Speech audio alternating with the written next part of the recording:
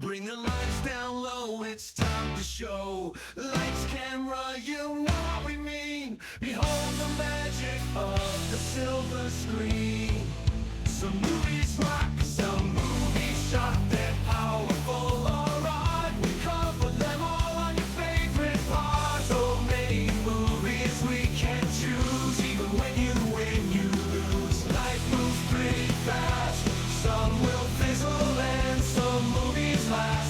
I understood there would be no math. It's the 30-something movie podcast. Be excellent to each other. Please add a word to your mother. They're from the best decades. Movie magic that never fades. Lightsabers clash, phasers set to stun.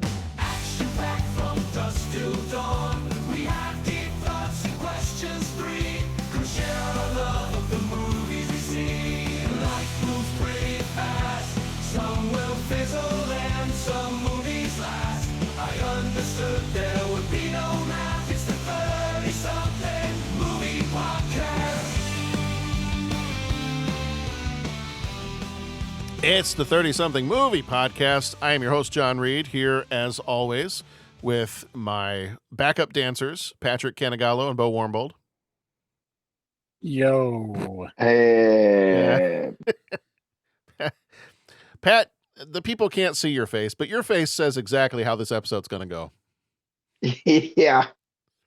It's possible. It's possible this may be one of the shortest episodes of the 30-something podcast we've ever had. Yeah, we better give people their money back. Yeah. So the movie that we're covering tonight is Showgirls. Because of that, let me just put a quick little disclaimer here at the beginning. We give the spoiler alert typically. We spoil freely, but Pat would probably tell you that this movie is already spoiled and rotten. Make sure you visit our website, 30podcast.com. The other warning I will give here is typically we are a family-friendly podcast, or strive to be. Since the movie is rated what it's rated, there may be some subject matter that we may be discussing that is not for smaller ears. Not that we're going to be saying anything explicit or anything like that, but consider this episode of the 30-something movie podcast rated PG-13. Or potentially veering on the edge of a 15 rating if you were living in the UK, just because of subject matter. So, that being said, let's just roll right on into this because there are Because you got to start somewhere.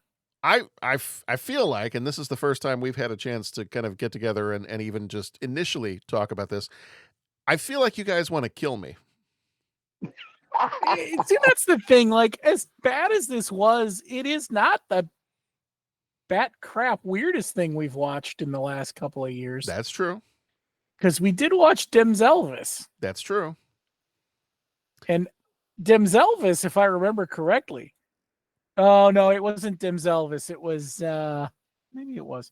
One movie recently, and I should dig this up, prompted a text from me to you, John, saying, "What have you done?" I did not bother to send that for this. Was it Tammy and the T-Rex? It might have been. Okay. Okay, to put this in perspective, in the last 18 months, Dem's Elvis, Daughter of Elvis, Tammy and the T-Rex, the cemetery guy movie. God, yeah. Oh yeah, Delamore. Yeah. And now this. So I'm just trying to put it all in perspective for everybody. Yeah. Not the nuttiest thing we've done. No, that's true. That's true. And I think, at least at the time, no matter what your opinions are of this movie, I do believe that at the time when this movie came out, it was kind of a big deal. And I think if you think of in terms of American cinema, in terms of American cinema, it's still a big deal. Whether it's good or not, it's not. But whether it's good or not, I do think it kind of does hold a place in American movie making to the point where people look at it grossing NC-17, Yeah, I I mean believe. it's got some widest release NC-17. One of the few purposefully made NC-7. Like, there's a lot of things happening here. Yeah. So it's part of the American culture of the 90s. Let's say Yes, that. I would think so. It is of a time. And as with anything, some cultural things are good and some are bad.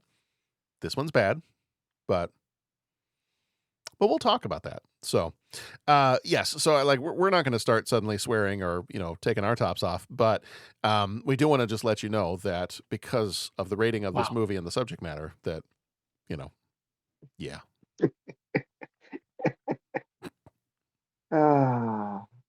Well, isn't that special?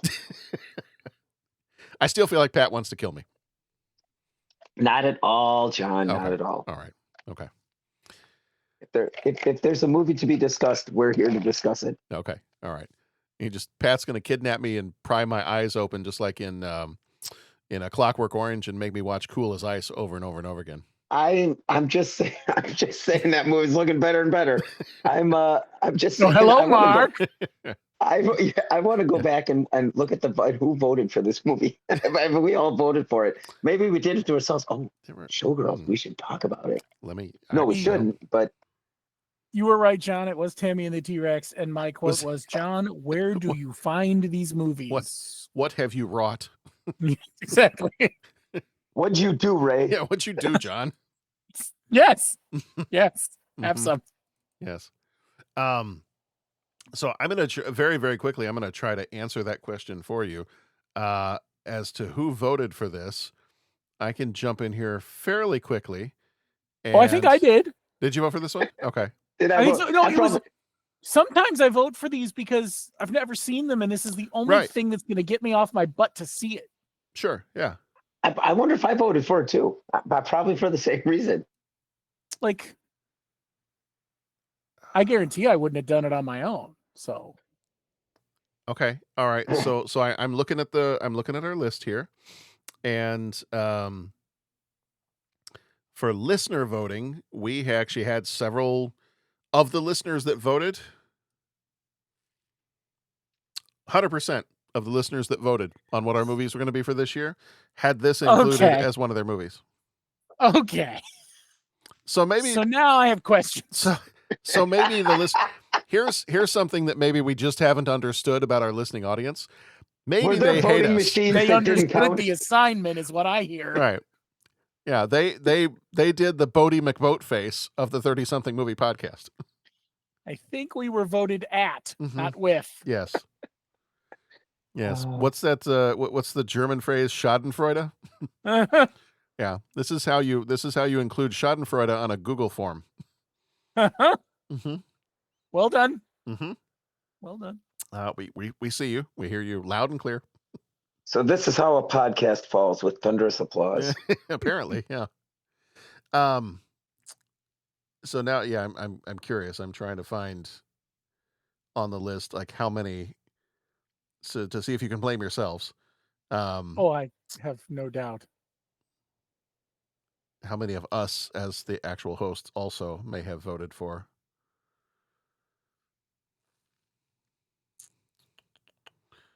Okay, here we go. You'd think that maybe there's like a faster way to find something in a spreadsheet, like, I don't know, a find feature. Yeah, well, I wasn't gonna say it, but okay, let's see. Oh, no, yeah, it's just the listeners that hate us.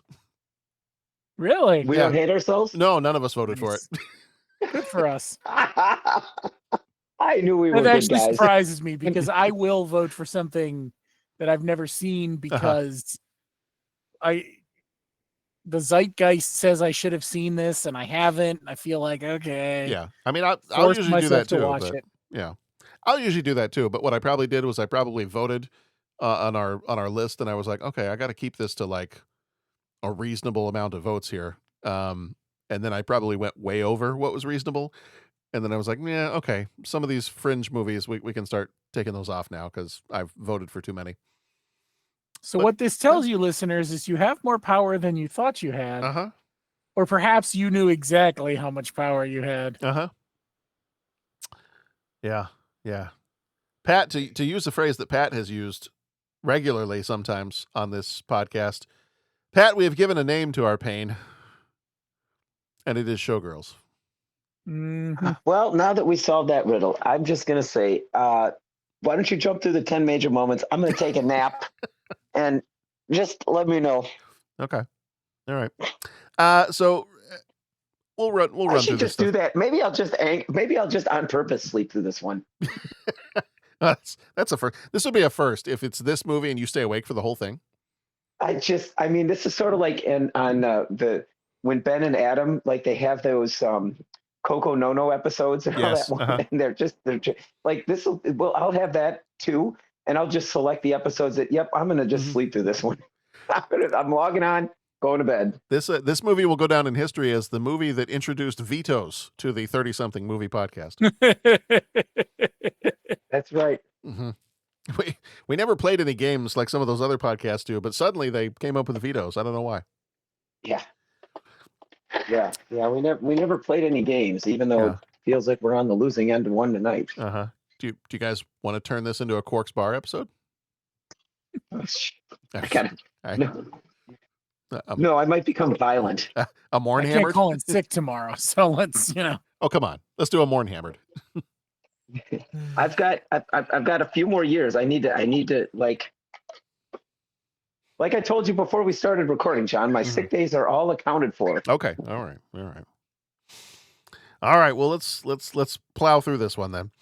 This one came out on September 22nd, 1995, rated NC-17. Probably a first and last for our podcast. Runtime, this is probably the most egregious thing of all, maybe. Runtime was 2 hours and 11 minutes. Yeah. Like, why? Why? There are not words. No. If you're gonna make a movie like this, because there was, and I, full transparency, I will say, I did not finish watching this movie. Good for you. I gave it the old college try, and then graduated, and then realized, no, life's kind of too short. So I will make sure that I will find some YouTube videos that maybe can summarize the last 40 minutes of the movie for me. Because honestly, I got about halfway through the movie, and then, I had checked my watch several times during the first half of the movie. And then I got about halfway through because I hadn't really looked to see how long the movie actually was. Mm-hmm. And when I was an hour into it and I looked at the little thing on the bottom of the screen and I was like, I'm not even halfway through this thing. Like, what more inane storytelling could we possibly have to do in this thing? It was something else. Yeah. So, yeah, okay. Directed by... okay, so this is one of the other weird parts. Directed by Paul Verhoeven. We like Paul Verhoeven. We do. We like him. We like Starship Troopers. We thought we did. Well, we thought we did. We like Starship Troopers. We like Total Recall. We like RoboCop. Why, Paul? Indeed. Yeah. Why, Paul? And I would really like to one of those episodes of those like, how did this get made? Yeah. I would really like I would just like to hear like that angle. They do this movie because they totally should have. Mm-hmm. Well, and so the only thing I can say, and this is probably like a blending of deep thoughts and other stuff, but who cares? I will say that Paul Verhoeven is kind of known for exaggerating. Just look at RoboCop and Total Recall. Look, and Starship Troopers. Look at the exaggerations that are meant to be a satire of capitalism or a satire of commercialism or satire of the military or propaganda war films or things like that. And in those movies, it works well. Like, I love that stuff in RoboCop. I love that stuff in Total Recall, in Starship Troopers. And if that's what he was trying to do in this one, if he was trying to satirize something and a lot of the exaggerated performances and the other exaggerated stuff that you get in this, if that's what it was trying to be, then I think I missed it, or he missed it, or somebody missed it. It sounds like a lot of people missed it because it also sounds like there were a bunch of people working on this movie that didn't know that they were making a serious film. Like, they all thought it was meant to be some kind of a comedy or a joke, but the way he was doing it was for it to come across as a serious movie. Now, whether or not that was him trying to make it a comedy through not filming it as a comedy, I don't know. But then at that point, I'm like, if that was supposed to be the inception, I'm not sure. I think somebody woke up in the third dream and it didn't quite work out. Mm-hmm. Because no. So Paul, they can't all be RoboCops, I guess. Yeah, that's true. Yeah. Writer Joe Esterhaz, who did Basic Instinct and Jagged Edge. Producers were Charles Evans Jr. and Mario Casar. Evans Jr. did The Saint and Jade. Mario Casar did First Blood and Terminator 2 Judgment Day. Composer was David Stewart, who did the 2004 version of Alfie and Cookie's Fortune. Cinematographer was Jost Vacano, who did Das Boot and Total Recall. Editor was Mark Goldblatt, who did The Terminator and Starship Troopers. Production company was Carolco Pictures. Budget was $45 million. Box office was $37.8 million.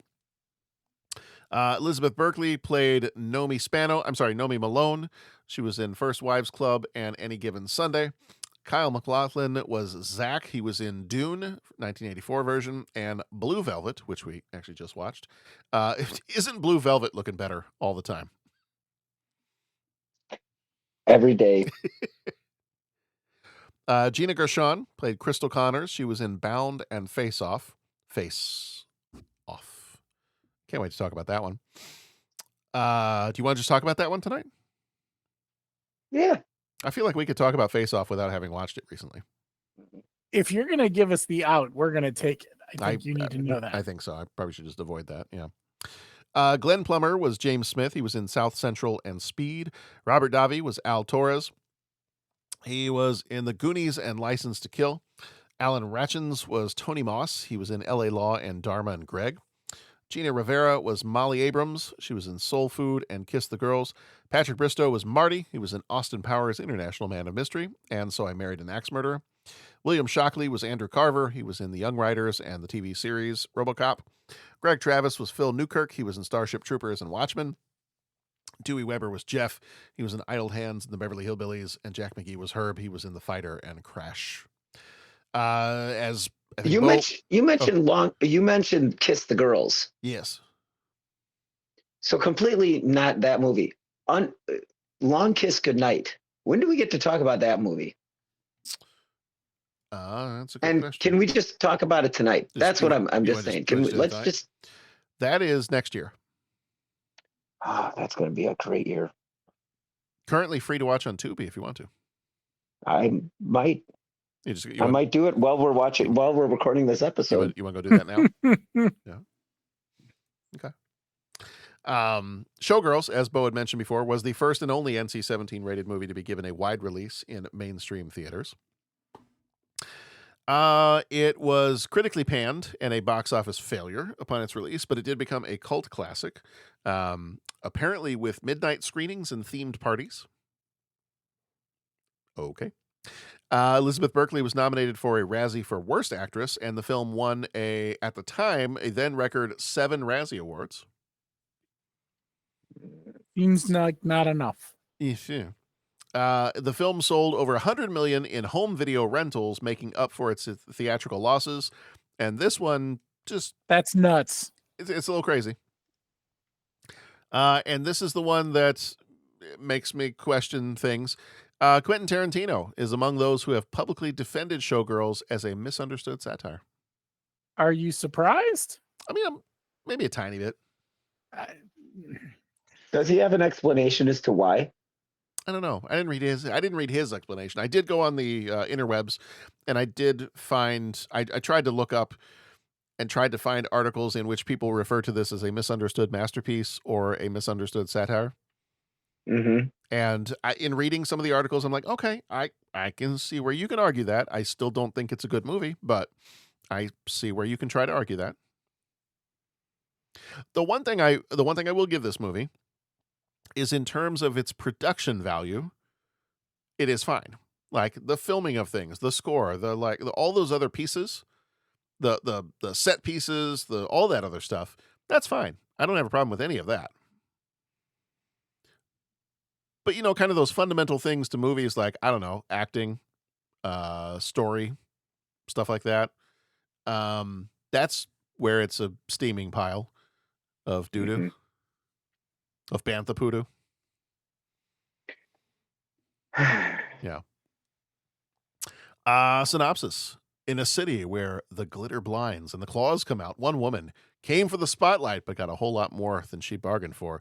This fall, Nomi is taking it all off and taking no prisoners. So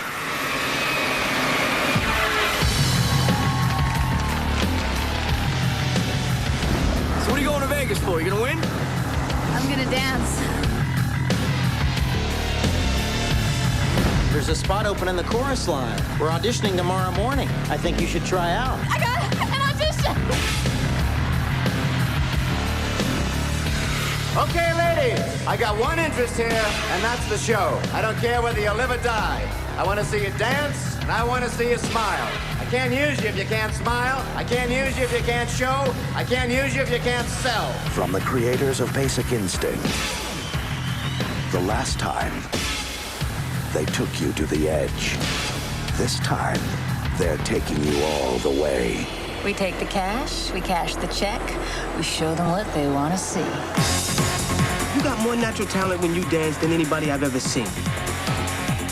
She's going down to the Stardust. She's going to be in the show. Great! If someone gets in your way, step on them. It's not fair. It's not about fair, it's about power. You're a stripper, don't you get it?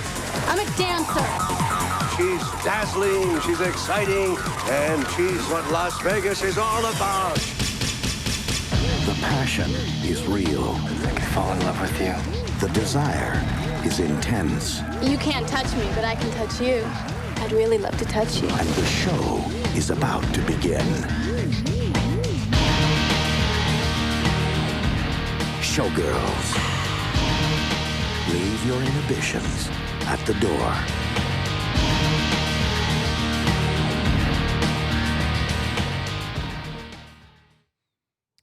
So when the character of James says that when she dances, she's got more natural talent than anyone he's ever seen, I think it's so great when movies give opportunities to actors who, may be blind, and give them a chance to be cast in a movie. So I think it's wonderful. I think it's great that they have those kind of opportunities. I actually wrote in my notes during the nightclub scene where she's dancing, and I say that with dink quote fingers, and James spots her for the first time. Napoleon Dynamite's a better dancer than she is. Like, I don't know what natural talent he thought he saw, because if you put me on a nightclub floor and just had me, I don't know, wave around like I'm Kermit the Frog doing his yay thing at the beginning of the Muppet Show, that's about what it looked like. So I don't know what natural talent we're looking for here. Pat, you look like, to pull in another Paul Verhoeven movie, the part in Total Recall when he gets stuck on the 2 weeks thing and then his head starts coming out in different pieces? Mm-hmm. That's you're holding your face, and it looks like you're just trying to keep your head from opening up at this point. Get ready for a surprise, and then my head explodes. Yeah, yes. Pat, do you want to just talk about Total Recall? I wouldn't mind. Okay, let me do. I'll do the major moments. I'll do them as fast as I can. Yeah. No, take your time. I'm just gonna nod. I'm just gonna rest my eyes for a little bit. Okay. If you don't hear from me, I'm formulating a response. Okay. All right. I believe you. Okay, so Nomi Malone Spano hitchhikes to Las Vegas with dreams of becoming a showgirl. Shortly after arriving, she's basically robbed by the man who gave her a ride, who apparently is also, he seems to be like looks like an Elvis impersonator, with the hair and the everything else, but he gives her a ride. I did a little calculating because that was more fun than watching the movie. I think there was a sign that said she was 342 miles to Las Vegas when she gets picked up. She's got a half a tank of gas, half a pack of cigarettes, full tank of gas. It's dark out and she's wearing sunglasses. Let's hit it. Yeah. Yeah. No, this one was, I believe, if I tried to calculate this correctly, and we know how that usually goes. It was my understanding that there would be no math. Thank you. Indeed. Is that I believe she may have been standing on the corner in Winslow, Arizona. Such a fine sight to see. There we go. Because apparently that's the closest thing I could find to, like, because he says he came from Kansas, because he's listening to his Garth Brooks, and he said he came from Kansas. So if you're on your way from Kansas to Las Vegas, and you're about 340, 350-ish miles from Las Vegas, apparently, according to the map, if I'm reading maps correctly, that would be about Winslow, Arizona. So outstanding. She is the subject of the song. Okay. All right, moving on. Nomi meets Molly, a costume designer at the Stardust Casino's show Goddess. Molly offers her a place to stay, and to make ends meet, Nomi begins working as a stripper at Cheetah's Gentlemen's Club. At the Stardust, Nomi meets Crystal Connors, the star of Goddess. When Crystal learns Nomi dances at Cheetah's, she belittles her, equating her work to prostitution. Crystal and her boyfriend Zach visit Cheetah's and request a lap dance from Nomi, which she reluctantly performs. Later, Crystal arranges for Nomi to audition for Goddess, where she's humiliated, but still secures a spot in the chorus line. Crystal continues to undermine Nomi, including setting her up for a demeaning appearance at a boat show. Despite this, Nomi becomes Crystal's understudy after seducing Zach. During a confrontation, Nomi pushes Crystal down a flight of stairs, causing a severe injury. With Crystal sidelined, Nomi then takes over as the lead in Goddess. At Nomi's opening night celebration, Molly is brutally assaulted by her idol, musician Andrew Carver. Nomi wants to report the crime, but Zach reveals the casino plans to cover it up and threatens to expose her past if she speaks out, and she's got a lot of stuff going on in her past. Determined to seek justice, Nomi actually confronts and assaults Carver herself, then visits Molly in the hospital, assuring her that Carver has been punished for his sins.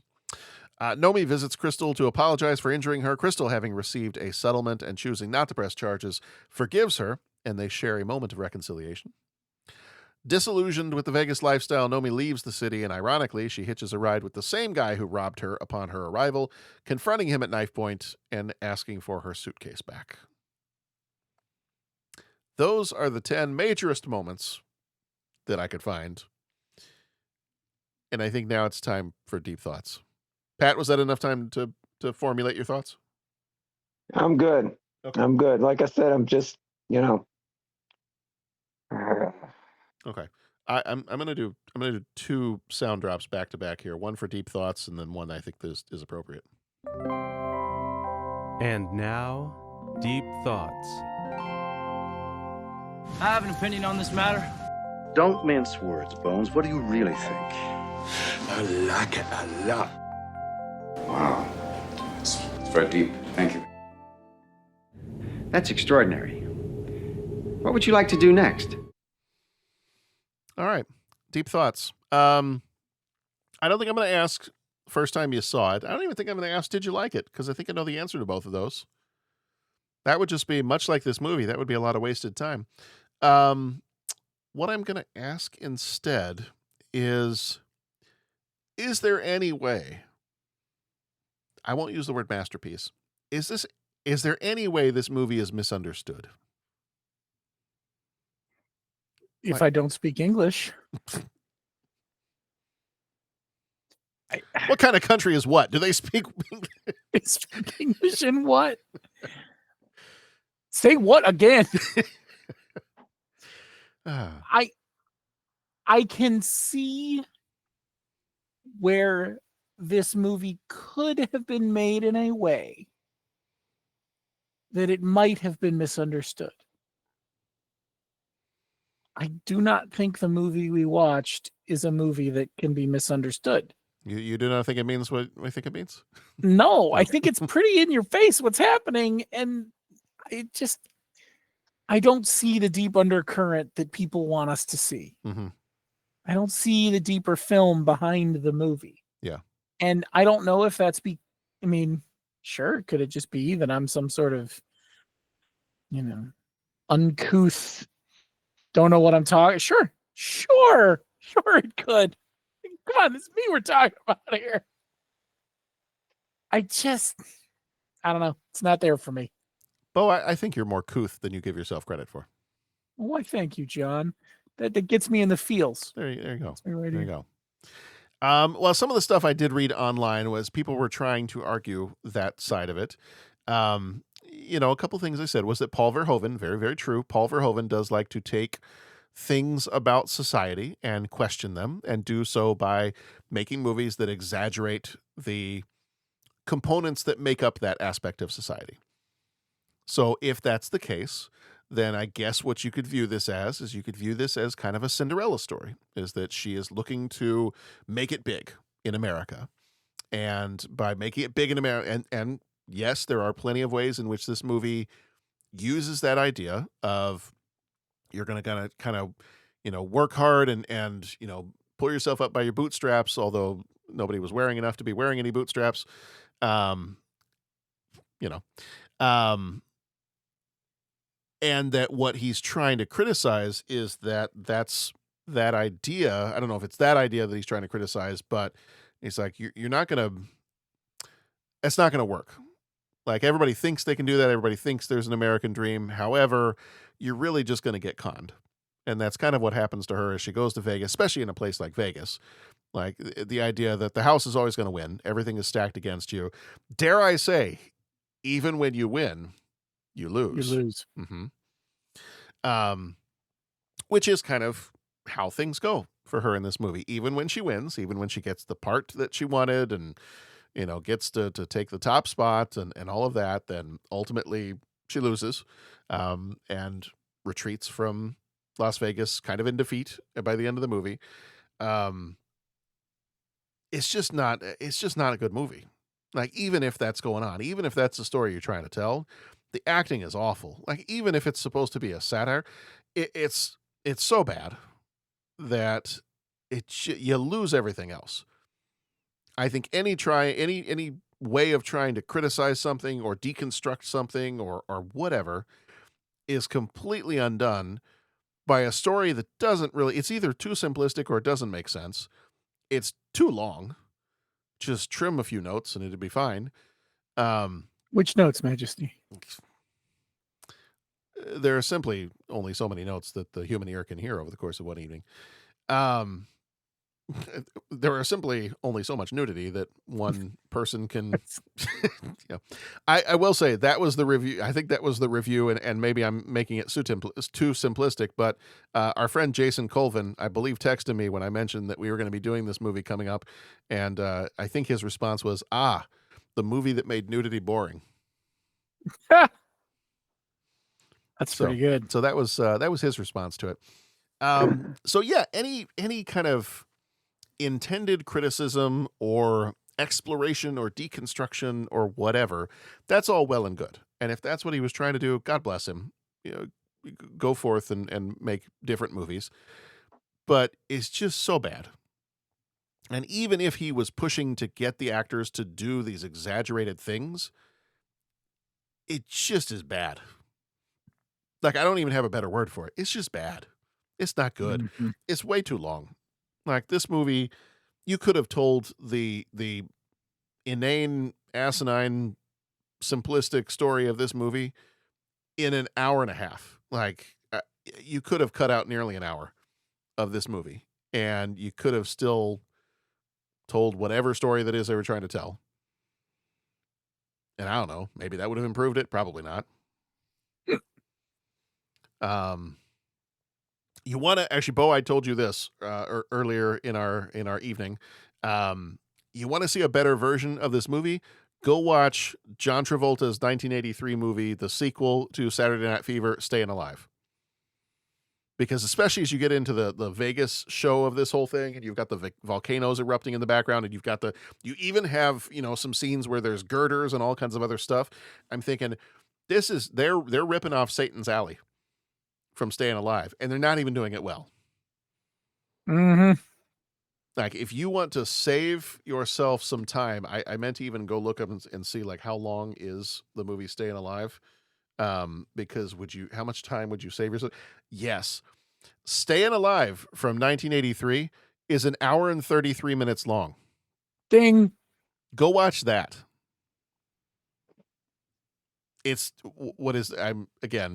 I don't know math, but I feel like that's 48 minutes shorter than this movie and does the same thing. Anyway, I'm before I get more angry, whatnot. Patrick. Yes, John. Patrick. Pat, it's like poison. You just have to get it out or else it's gonna fester. That's right. What did Hagrid say when Ron got cursed in Harry Potter? Well, better out than in. Right. Right. Pat, let it out. I really. Well, I'll jump on the tack that you had said. That there's supposed to be some big underlying story and all that kind of thing, and I think it's sort of like sometimes the way things come down at work, and the way we go about things at work or at school, and we present things, and all the parents in the community get like really confused, and like I find myself having to say, well, no, this is the way we're doing it, and this is why, and this is this is our policy, and blah blah blah blah blah. And then the parents are still like, well, we don't get it. Like, why is it like, what are we doing that? And then I go back to the office and say, hey, we're doing A, B, and C, but like the families don't seem to be getting it. Like, should we clarify it? Should we do it? No, because if you did, and it's like, well, the bottom line is, if you have to keep explaining it to them so they make sense, you're failing to keep it simple, stupid test. All right. And if you're doing that, then the word's not getting out. Like if it's just not obvious and it's not out there, you're not executing. And that's what I get with this, where if the message is, well, there's a deeper story in there. And if you look real hard and squint and turn around 2 times and throw salt over your shoulder, you're going to see this commentary on, well, it's not getting out there. It's not getting out there. So, it's not working. I mean, I'm sitting there scratching my head like I'm not seeing what you're saying I'm supposed to be seeing. Mm-hmm. And on top of that, a satire has got to be entertaining. And, I'm not quite entertained by this, You are not entertained? I am not entertained. And furthermore, I hate to say it, if the things that make this an NC-17 rating, I'll just leave it at that, keep it family friendly. I feel like that becomes the point of the movie. And then if that's the point of the movie, everything else goes out the window, right? Like, I feel like we're just here so that we've got, actors and actresses in these lurid scenes just for the purpose of being in those lurid scenes. I mean, that's why there's an adult film industry, right? Like, I mean, everything here, the scenes and the situations and all that, I don't see some deeper meaning. I think the purpose of it is to be, explicit and over the top. I mean, like that's what I keep getting struck with. I'm not seeing the deeper meaning. I think the reason that we're watching is what I'm seeing on screen. And that's really not a reason that I want to watch this movie. If you get what I'm saying, it's no different than, kind of going and watching an adult film, so I really, I'm not seeing that deeper satire that's supposed to be there.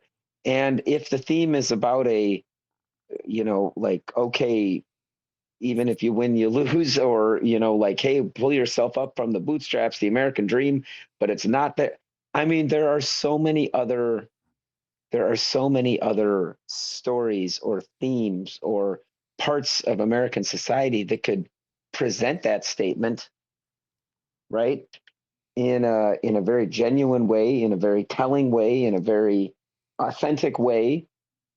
And this, again, seems like, well, this is just a reason to have people, to have nudity and profanity and violence on screen just to make us look, just to be, to make a big splash.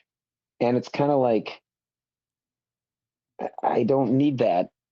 I don't know that. I don't think I need to see this. I don't think I really want to see this. I mean, that's kind of, what I'm left with.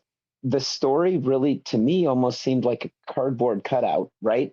Like, kid comes into town trying to make it big, discovers life is rough, discovers there's bad actors in the situation, gets messed up with the dark underbelly of society type. But I feel like I've seen that 101 different times through the different movies and shows that I've watched.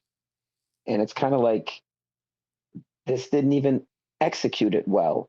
I mean, it seemed like someone that was trying to do the right thing and stick away from the bad side of the drugs and well, I'm not a prostitute and all this kind of thing. But then we find out that there's a history. Okay, so she's running from her history, but they don't even explore that. They just kind of throw that in at the end, right? Whole movie she avoided drugs. Well, then there was the one scene that they show her taking them, but they don't explore how that has any impact or changing in the course of her life.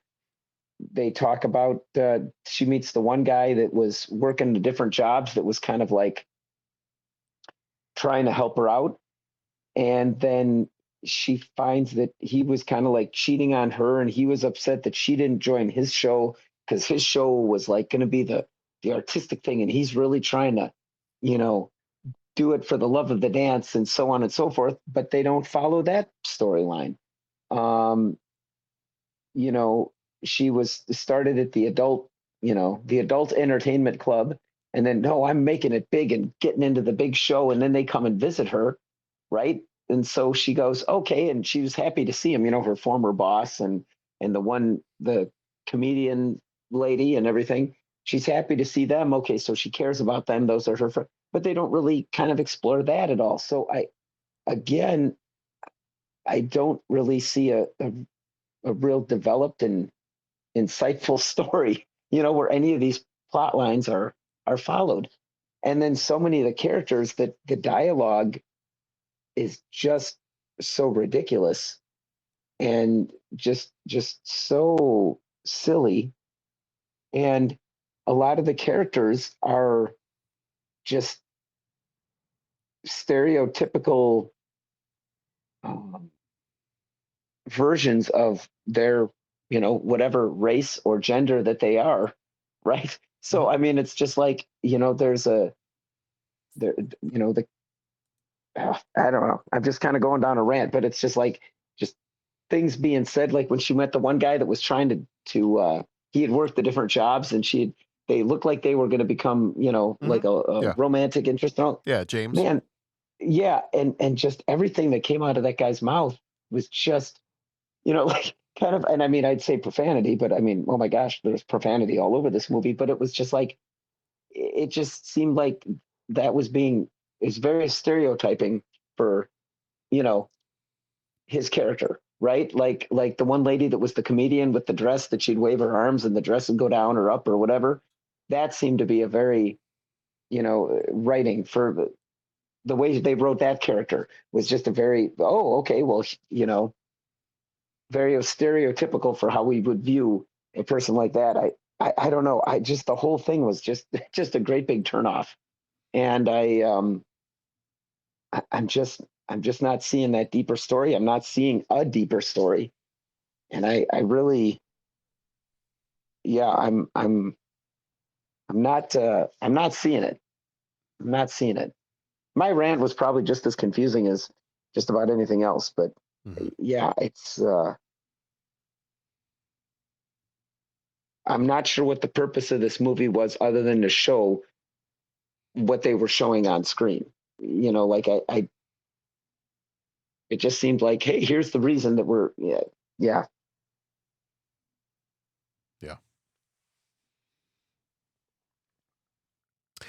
Well, what was interesting, one of the things I was reading was when they were planning this, they were having lunch, I guess, in Beverly Hills one day. Joe Esterhaas, I don't know, I might be saying that wrong, the writer for this one, he and Paul Verhoeven were having lunch, and they talked about how they, that Paul Verhoeven loved the old big MGM musicals, and that he wanted to make one. And then the writer suggested setting it in Las Vegas. And so they're writing this down and just kind of figuring out ideas. And it sounds like there were a couple of things that were done. So it's possible that a lot of this was done intentionally. Paul Verhoeven has said since this movie came out that he was trying to make a comedy. So and the funnies just don't necessarily hit for me. It sounds like he made this NC-17 on purpose because he was upset at the Motion Picture Association of America because of what they rated. They were originally going to rate it, that one, NC-17, and so he had to make cuts to that one to get an R rating, and so it sounds like he was frustrated with them, so he's like, you know what, I'm just going to purposely make this one NC-17, and screw them. That's what I'm going to do. So he showed them. Yeah, sure. Yeah. So, yeah, I mean, some of the other things I read too was that this writer was kind of, it almost sounded like people also wanted to tank the movie because a lot of people just didn't like him. Apparently, he's not a very nice guy and probably one of the least liked. He was one of the highest paid writers in Hollywood at the time, and it sounds like he was also not very liked by other writers in Hollywood. That he was, a couple things I read was he was kind of a sleazy guy. So, I mean, it sounds like there was kind of an interesting combination of things, and I'm going to take it as Paul Verhoeven in RoboCop and Starship Troopers. And you can tell because of the different, like the propaganda stuff you're seeing in Starship Troopers, the TV ads, and just the over-the-top violence in RoboCop, you can tell that he's kind of criticizing, and not being an American, you can tell from the outside looking in those movies, he's criticizing how much America seems to be fascinated by violence. So I'm wondering if this was supposed to be his kind of critique or message of, well, America's also obsessed with the idea of sex. And so if these are his critiques of these different American cultural values, as he sees them as an outsider, I can see some of that. Now, that all being said, I think to sum up what I said, and I think, Pat, maybe to sum up what you said, not well executed. Like, you're missing the mark. If this is what you came up with and you were trying to make that criticism, it's like your example, Pat. Like, if you got to explain it multiple times, then maybe you need to go back to the drawing board because you've made it too complex. And if you make it too complex, then either you just got to understand that you're going to have a very small audience for something that you've made too complex. I guess only a certain fraction of people are going to get it. And then I guess as a director, you just have to be okay with that. And if he's okay with that, okay. But I've watched a lot of comedies, and I've watched a lot of comedies that are not American comedies. I've watched Russian comedies. I've watched French comedies. I've watched British comedies. And I feel like I have a good sense of comedy and a good sense of what's funny. And I watched this movie, and if he was trying to make a comedy, I'm not finding the comedy in it at all. And I try to be pretty open-minded when it comes to different ways to make something comedic. And I mean, I like art, really do. Yeah. But yeah, I mean, connect the dots. Like, what's the insightful comment? Like, what am I taking away from this? Yeah, that shows. What I took away from this is, and the guys from The Greatest Generation would comment on this pretty regularly, is you had the producers of Star Trek, and somehow you managed to give 7 of 9 the most skin-tight, form-fitting outfits at all times. And somehow, camera shots were done in particular ways, and They always talk about, especially I don't know, you guys I don't think are quite as caught up on their coverage of Enterprise, but they're like, yeah, it somehow manages the camera always manages to catch T'Pol when she's leaving the room, and kind of focuses on that a lot. And you kind of feel like with this movie, it's you kind of feel like with this one, it's kind of the same type of thing. It's like, hey, we're gonna make a movie. It's gonna be a critique of Las Vegas or a critique of trying to make it in America. Let's audition 200 strippers. Right. Like, and again, Like, that just goes back to the point of your story or your message that you claim that you're putting out there is getting lost because you're burying it in a whole bunch of lurid, hey, look at this kind of splash kind of thing. In which and your message is getting lost. You've distracted everybody from the message. And I think that the point of it is that he wasn't happy. The one writer, the one claim was that they weren't happy with the Motion Picture Association. So okay, I'm just gonna like here in your face. Okay, well that's why this movie then is the way it is. If that's true, because now I'm just being flooded with images and ideas and dialogue that it's just like, okay, well, you're trying to go for the shock value. Yeah. You're trying to shock me or shock the MPAA and this is the result. And it's just like, I'm not interested in it, especially because it really isn't a good story.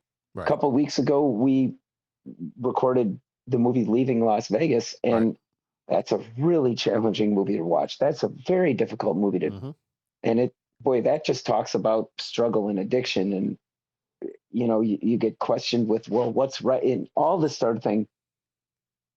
And that movie is very compelling with a very, very, I don't want to say good in terms of uplifting, but compelling and tragic story. Yeah. And the acting. And I didn't get any of that in this. I really, and then I want to ask too, I hate to say it, but especially now things come into light about making movies in the 90s and before and, into the 2000s where, actresses were asked to do certain things on film and maybe not on film to get work. Like that's the thing I kind of my brain starts to go to is, was everybody on board for this? Was everybody okay with this? Or, because some of the things in there, hey mom, I'm in a movie. Come check it out. Was everybody okay with this? Or, maybe that's the bigger story. The dark, seedy underbelly is what some of these folks were being asked to do. So I'm just not seeing it. Yeah. All right. Well, we don't need to probably keep beating a dead horse. Anybody have anything else you want to say about this one before we go to 3 questions? No, I think we've covered most of it. It's not great, is what we're saying. Yeah, that's pretty much it. Yeah. All right. Well, I think we've done what we came here to do. So let's do 3 questions. He asks each traveler 5 questions. 3 questions. 3 questions. It's impossible to answer. Impossible because you don't know the answer. Nobody could answer that question. I want to ask you a bunch of questions. I want to have them answered immediately. What you just said is one of the most insanely idiotic things I have ever heard. At no point in your rambling, incoherent response were you even close to anything that could be considered a rational thought. Everyone in this room is now dumber for having listened to it. I award you no points, and may God have mercy on your soul. All right, 3 questions. Question number 1. What is your favorite flavor of naked juice smoothies? So I don't really do these very much, Okay. if ever. But based on what I like in other smoothies, Mm-hmm. I'd have to say the Power C machine.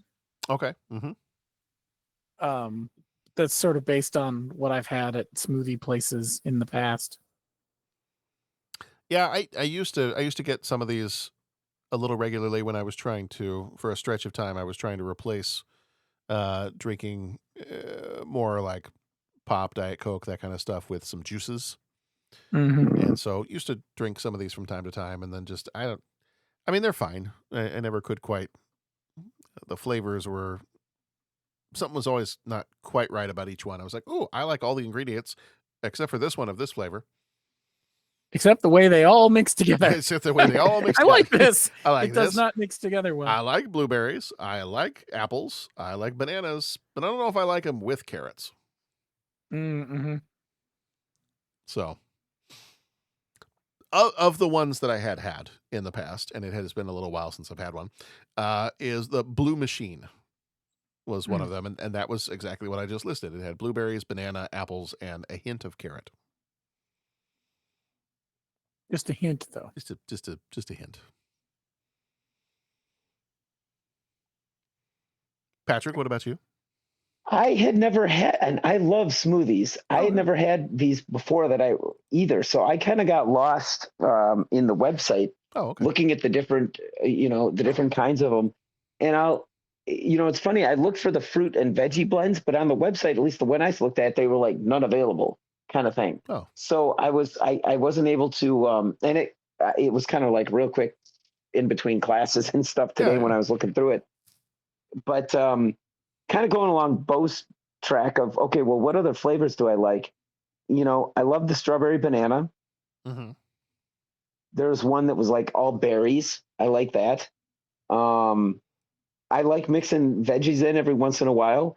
So there's times that I don't know if they had any kale or spinach or whatever, because like I said, for some reason it was kind of glitchy and I couldn't get into those as well. But I really like mixing like leafy greens in, like I said, kale or spinach in with the smoothie, as long as there's some fruit in there. So that looks good too. It's really, I kind of never met a veggie or a fruit that I didn't like. Mm-hmm. So I usually would just kind of work my way down the menu, to be honest with you. Yeah. I would like to try all of the smoothies. Yeah. All right, question number 2. What is your favorite dance-themed movie? And maybe it doesn't have to be dance-themed, but maybe dance heavily is a part of the movie.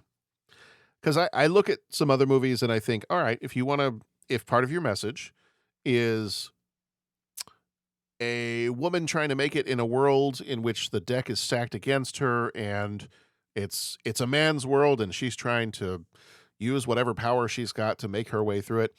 I look at that and I say, okay, Moulin Rouge did that better. So Moulin Rouge might be my answer for this one.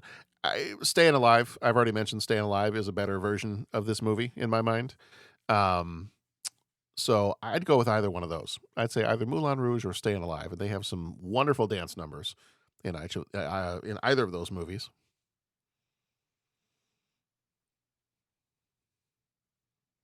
I will argue until I'm blue in the face that Satan's Alley from Staying Alive is much better than the Goddess show at the Stardust.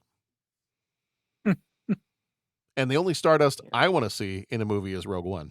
Thank you very much. There it is. Mic drop. Mm-hmm. Title of the episode, maybe. I'm going Breaking. Oh, there you go. There you go. I'm going Breaking. Maybe even Breaking 2.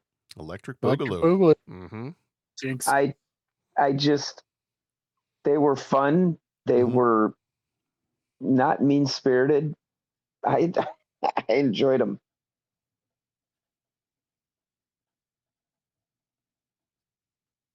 For me, Center Stage was always good.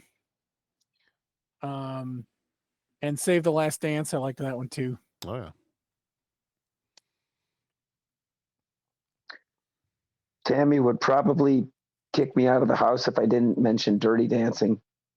Yes. My wife as well. Footloose is also a good option. Oh, sure. Yeah. Yeah. All right. And finally, question number 3. What is your favorite episode of Saved by the Bell?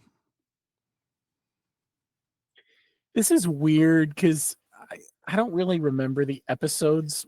Like, I just remember the concepts of it. So for me to say favorite is really hard. But what sticks out in my head is Screech and Lightning. Okay. Screech gets struck by lightning, his hair goes, and then he can like predict the future or some nonsense. Okay. Like, so I'm gonna say that one, but mostly just because that's one I can actually remember. And same thing. I think we were talking earlier, and I'm like, I know that I've watched a ton of Saved by the Bell. Like, yeah, I've probably seen them all. But after school, it was always on. You'd probably watch at least a couple of episodes. So I've seen a ton of them. Ask me if I remember enough of the individual episodes to be able to really say. There's a few of them.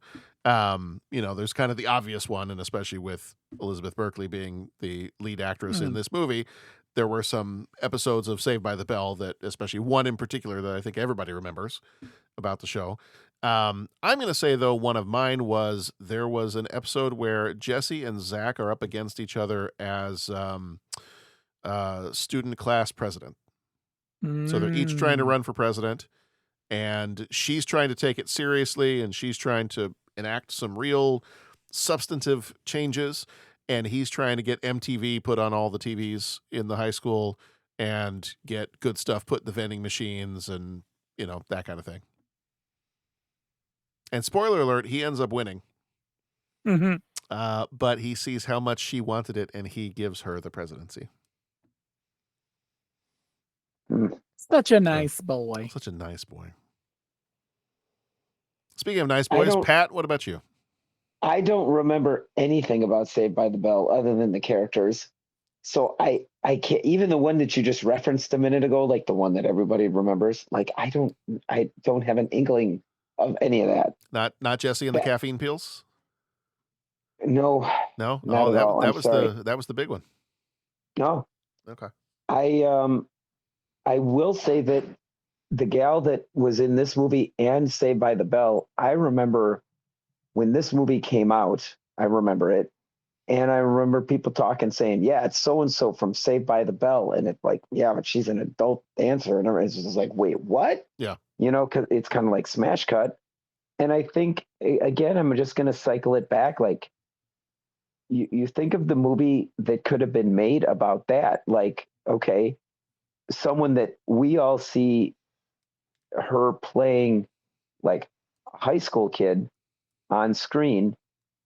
Okay, well, let's take that, that capital there and put it in a movie about someone going to Vegas to dance, and then the way that can be corrupted, or the way you can fall into the dark side of things, or what. Do you know what I'm saying? Like, there were so many avenues and opportunities. And if you felt compelled to tell that story, and this is where maybe I just don't get comedy, but if you felt compelled to tell a story like that, then nobody should be coming off set and saying, oh, I thought it was a comedy, or I was really planning to write a comedy, or I was No, then you should have made that story. And again, we've seen that a whole bunch. Like everything from Coyote Ugly to Rockstar to what have you, about someone that, goes in and gets sucked into gets sucked into the life. I think that there would have been that opportunity there, especially because, like, we're asking about Saved by the Bell, and that's what I thought of when I, thought of this actress and we heard this movie coming out. But then if you make it, and I'm just reiterating my point earlier, and it's so complex, you got to be explaining to me how this is a great movie and how it's really giving a message, then you missed the boat. And if you're telling me that, well, there's comedic elements, if it's a message like that, why are we making it comedic? and silly comedy at that. Do you know what I'm saying? Like, you know, silly comedy movies are just made to make you laugh, and that's okay. I think that's great. I love comedies. I think that's I think it's amazing. I think it's like one of the hardest things you could do is make someone laugh. And then we also talk about comedies kind of back to the days of the court jester where, well, they're saying the things that you can't say in a serious dramatic movie. Well, the things that they purport to be saying in this movie, you can say in a dramatic and serious movie. We just covered that in Leaving Las Vegas, right? You don't need to cover it with comedy so that people accept it. So what comes across then is when you put comedy in there and you don't need to, then it just comes about that you're trying to be silly. And it's like, why are you being silly about this? Like, and then goes right on, like I said before, now I feel like I'm watching these scenes and these images just to watch these scenes and these images. Like, you're doing that just to shock me or, you know, excite me or, you know, whatever. And again, it's like, why? So I don't remember Saved by the Bell, but I do remember that, like, she was one of the characters on Saved by the Bell, and like, you're good all-American high school student, and yeah, you got your ups and downs depending on the episode, but you know, at the end, there's always a message, and our characters are going to do good. Well, now, wow, she's playing in this really serious movie about like Vegas and adult content and all this kind of stuff.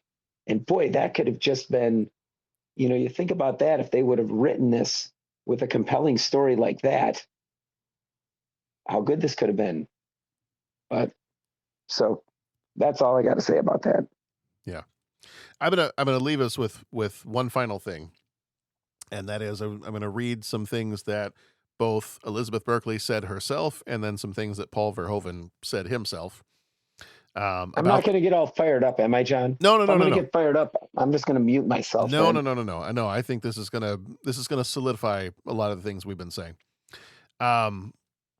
So after the movie kind of received the negative reviews and the sometimes pretty nasty, like, personal attacks against her in reviews,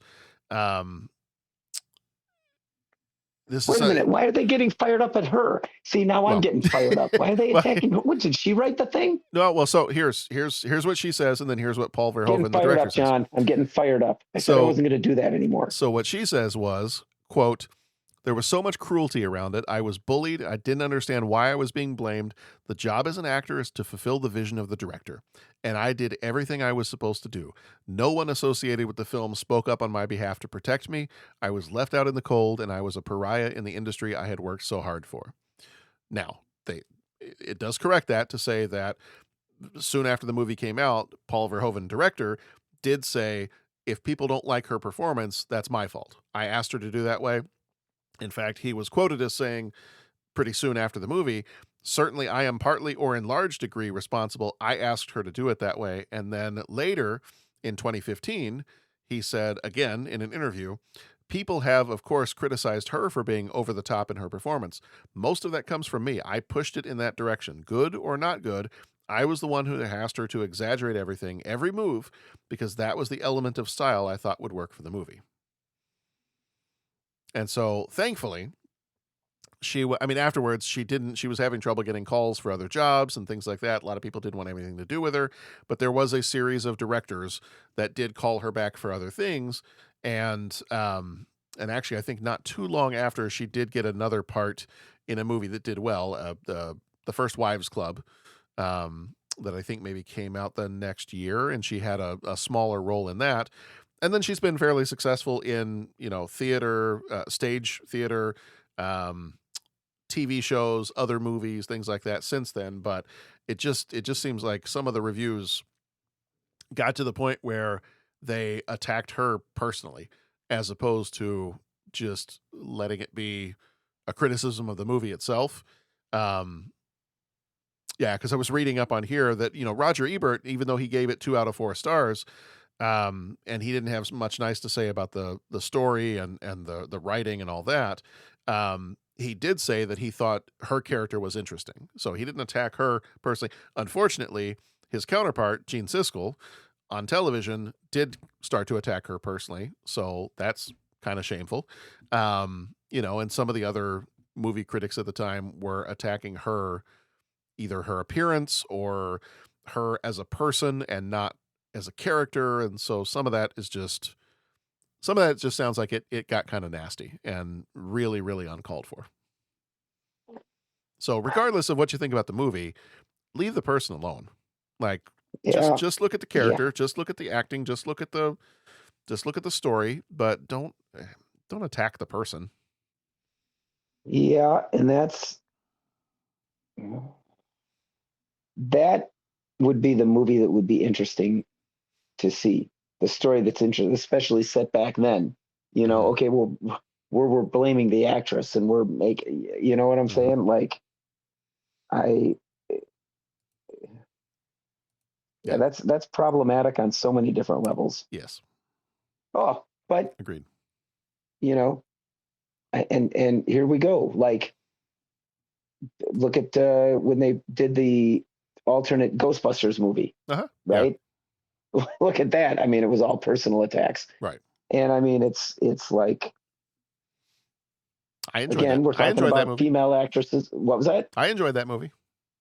Yeah, and even if you did enjoy the movie, that's fine. Yeah, like my wife is so wonderful at saying whenever these things came up, and she'll just be like, "Hey, maybe the movie wasn't made to make you happy. Right. That's okay. That's fine. It doesn't have to be made to make you happy." And it's just like, that's a good point. Like, but it's always, we just go for these personal attacks and yeah.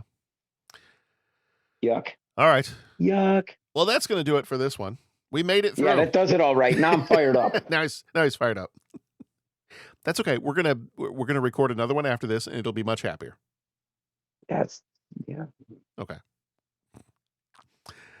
All right. Well, we are in the month of May. We're about halfway through the month of May. This is our Boys and Girls month. Our Patreon episode is After Hours from 1985. Our Patreon short is Thunderbolts from this year. So far this month, we've had Tommy Boy and Showgirls. Coming up next is The Three Musketeers from 1993. And then we round out the month with Bad Boys. And then that is going to be the month of May for us. So got some good stuff coming up. Looking forward to talking Three Musketeers next time around. That is a movie I very, very much enjoy. And Bo, I think you were the one that put this on the list to do a rewatch. Yes. Because you weren't able, I don't think you were able to join us when we did this the first time around. I was not. Okay. All right. Excellent. All right, everybody, come on back here next time for Three Musketeers, and us as the Three Musketeers will be signing off now. We made it. We made it through Showgirls. Yeah. Everybody give yourself a little pat on the back. There you go. All right. It's all going to be okay. I promise. Bring the lights down low. Be excellent to each other. And go watch some good movies. Behold the magic of the silver screen. Some movies rock.